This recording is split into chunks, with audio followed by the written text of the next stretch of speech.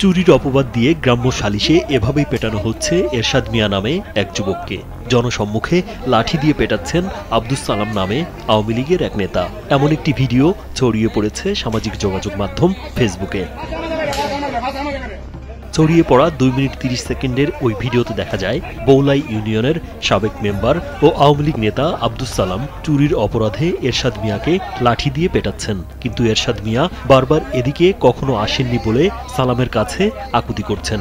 এরশাদ মিয়া কসম খেয়ে হাত পা ধরে বারবার বলে যাচ্ছেন, আমি এদিকে আসিনি, আমি আর পরশ ভাই বাগানে বসেছিলাম। মেম্বারে বলতেছে তার ওয়াইফের যে বড় লাট্টালো সুরটা কোন দিকে দেখেছে দেখি, তখন আমি তার সাথে ছিলাম এবং তার সাথেও আমি দুজনকে সুর খুঁজতেছি। এক পর্যায়ে শেষ আমার নামটা উঠছে যে এও ছিল, মানে শেষ পর্যায়ে আর একটু আগে। জীবন অবাক না করলে কে করবে? 28% মিল্ক ফ্যাটের অবাক করার সাথে ফ্রেশ মিল্ক পাউডার। জীবন অবাক করুক প্রতিদিন। গেল বুধবার কিশোরগঞ্জ সদর উপজেলার বৌলাই ইউনিয়নে এ ঘটনা ঘটে। লাঠি দিয়ে পেটানো আব্দুস সালাম বৌলাই ইউনিয়ন কৃষক লীগের সভাপতি ও ইউনিয়ন আওয়ামী লীগের সহসাধারণ সম্পাদক। সজল নাম যে তুই এনে কি করস, তুই আমার সামনে গেঞ্জি কলার ধরে দুই ভাই আমার সমানে ফিটাইছে অনেকক্ষণ ফিটাইছে। জানা গেছে বৌলাই ইউনিয়নের পুরান বৌলাই গ্রামে গেল মঙ্গলবার রাতে আব্দুল কুদ্দুসের ছেলে সজল মিয়ার বাড়িতে চুরির ঘটনা ঘটে।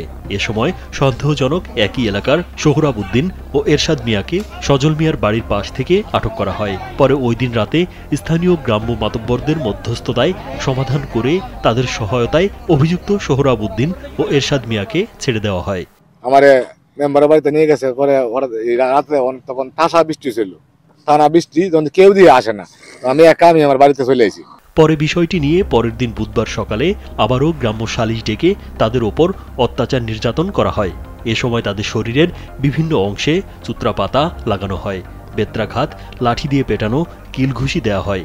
শুধু তাই নয়, দুইজনকে 1 লাখ টাকা আর্থিক জরিমানাও করা হয়। রাতে যে আসে বিষয়টা শেষ হয়ে যাবে, তখন আমি গেলাম শেষ জন হয়ে যাই, তখন যে জায়গায় গেছি আমি ওইন থেকে আমার আবার সবার নামে যে আছে ও আমার ইন থেকে সাড়ে কোলার ধরে গামছা আছে না, আমার শরীরে গামছা আছে, টানতে ওদের বাড়িতে নে রীতিমতো সকাল থেকে প্রায় 2 ঘন্টা আমার টর্চার করছে যে আমি সুর, আমার সাথে আর কেডা আছেন এই কথাটা জানার জন্য।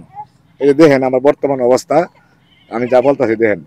এ বিষয়ে আওয়ামী লীগ নেতা আব্দুস সালাম জানান, সজল মিয়ার ঘর থেকে 1,34,000 টাকা ও 2টি মোবাইল চুরি হয়েছে।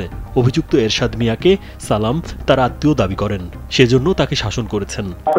ধরলেন না, এরপরে ছেলেটারে সারাই মারলেন, এই গোবর শৈল্য দিলেন, এরপরে রাইট থেকে আমার এই ছেলেটা আর কি না বলে সুরাপ। কাউকে পেটানোর অধিকার দেশের আইন সমর্থন করে না।